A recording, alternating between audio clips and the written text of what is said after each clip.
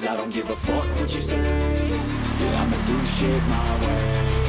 So you can go kick rocks, I'ma stack bricks up, build what I want to make. Yo, I got a lot of shit to say, so I'ma do this every day. I'll be writing things until I'm fucking buried in my grave. 6 feet deep under, but my body won't decay. Cause my messages are timeless, so they'll put them on display. Oh yeah, I rap with a certainty, I have a sense of urgency. A message for eternity, for everyone internally. I had some people burning me, but now they fucking learn to see I ain't the one to fuck with. Now they looking nervously, and I don't really care what you think of me respectfully. You can kick rocks if you think you're fucking better, see. I will outwork you, turn you to an enemy. Hurt you so bad that you're gonna need some therapy.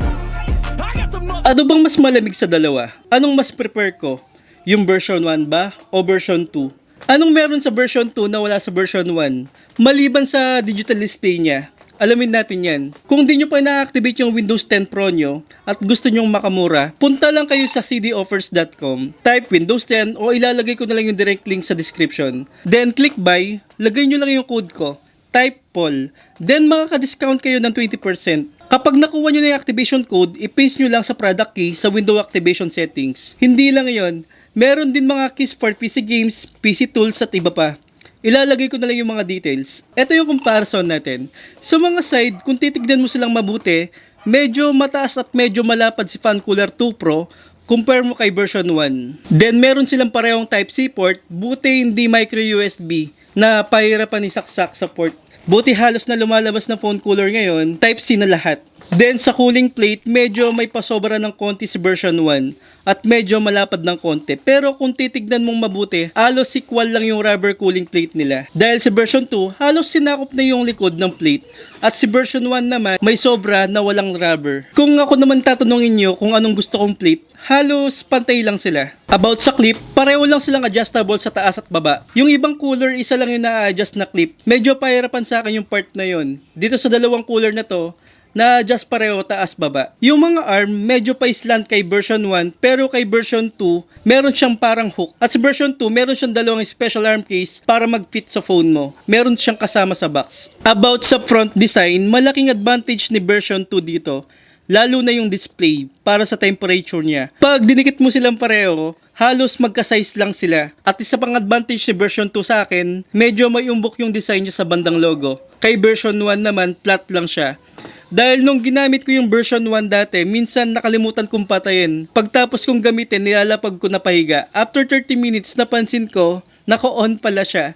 Hindi nakakakuha ng hangin para mailabas yung init na nanggagaling sa thermal plate. Ayun, sobrang init ng buong cooler. Pero alam nyo ba, hindi siya nasira, as in matibay talaga siya. Kay version 2 naman, kahit ilapag mo ng pahiga o nakalimutan mo, may hangin pa rin siyang nakukuha dahil sa design na to. So malaking advantage to para kay version 2. Nasabi ko nga kapag nakalimutan kong i-off yung version 1, hindi siya kusang namamatay pag ginamit mo. Sa version 2 naman, meron tayong timer kung ilang oras gusto mo siyang gamitin.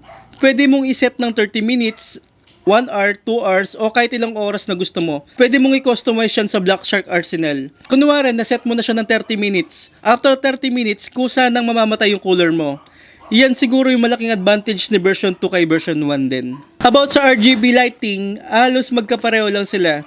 Yung color same lang, maganda yung kulay na nilalabas nila at same na liwanag din. Then yung light effects, same din pero may nadagdag kay version 2. Yung name ng effects na to is tempting, parang false effect siya, which is wala sa version 1. Para sa akin, hindi malaking upgrade pagdating sa RGB lighting. Magkapareho naman sila ng mga effects like streamer, vret, flow, flicker at spin.